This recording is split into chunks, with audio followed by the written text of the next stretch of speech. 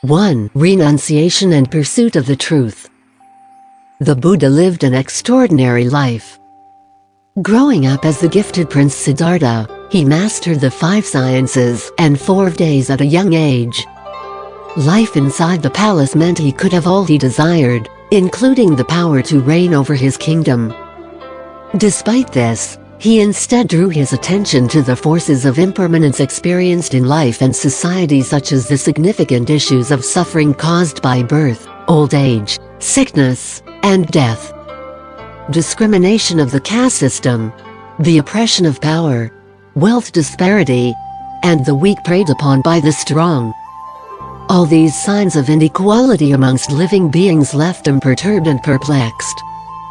Notably, what he realized was that no political power could ever relieve people from their sufferings and the cycle of birth and death, or shine a light on ignorant minds. He thus aspired to become renounced so as to accomplish ultimate liberation for the self, discover the truth which would liberate living beings, better society, relieve people from fear, affliction, attachment, sorrow, and suffering, and ultimately discover the true abode of life. Having explained his decision to become renounced to his father, King Suchodana, the answer he received was certainly contradictory. Rather than obliging his son, the king insisted that he first follow the natural path of life, assume the throne, and then rule the kingdom. In reply, Siddhartha made the following requests. "Father, if you could grant me these 4 wishes, then I would happily forego the idea of renunciation. 1. Let there be no birth, old age, sickness, and death in this world. 2. Let there be no distresses of sorrow, sadness, suffering, and unhappiness. 3. Let there be no pain of separation from loved ones. 4. Let everything in this world never change." How could you propose such requests? Who in this world could ever resolve such problems for you? Replied the king. "Father, if you are unable to oblige my requests, then please allow me to search for the answers myself." Despite the ineffectual conversation, and after deep deliberation, Siddhartha remained firm with his decision to relinquish his throne and life of luxury. One quiet night, when the entire palace was dormant, he left with Channa, his attendant. In order to avoid the subjugations of royal affairs and the pursuit of the muster dispatched by King Suchodana, Siddhartha tried to travel as far away as possible. When he finally came upon Magadha, a kingdom in the south, he began his austerities in Aruvilva alongside other practitioners, many of whom were yogas and shamans. Notwithstanding, he nevertheless sought advice from them, and even followed as his spiritual master Alarika Lama, seeking for ways to attain liberation. However, when all efforts came to naught, he began practicing on his own. According to Shiyapu, his life of austerity involved only intake of wheat as sustenance. He was in such deep levels of sitting meditation that he never even raised an eyebrow when birds began to nest over his head. He simply let them be. From this one can recognize the harsh conditions of his practices. At this time, the royal muster also caught up with the prince in an attempt to persuade him to return home.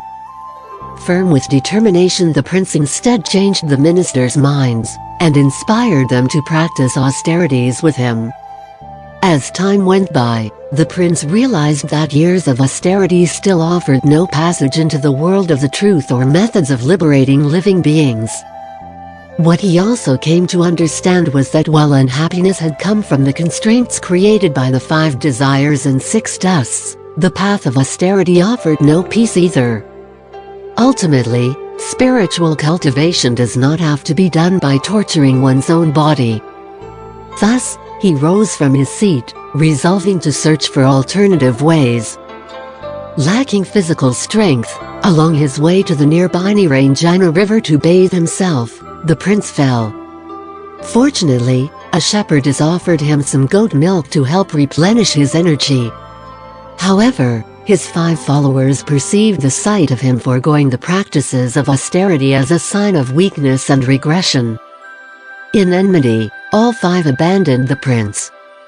Having regained his energy, Siddhartha reached Bodh Gaya, took a seat beneath the Bodhi tree, and made a vow. I shall never relinquish this seat until enlightenment is attained. Throughout the process of meditative concentration, Siddhartha experienced an endless array of afflictions.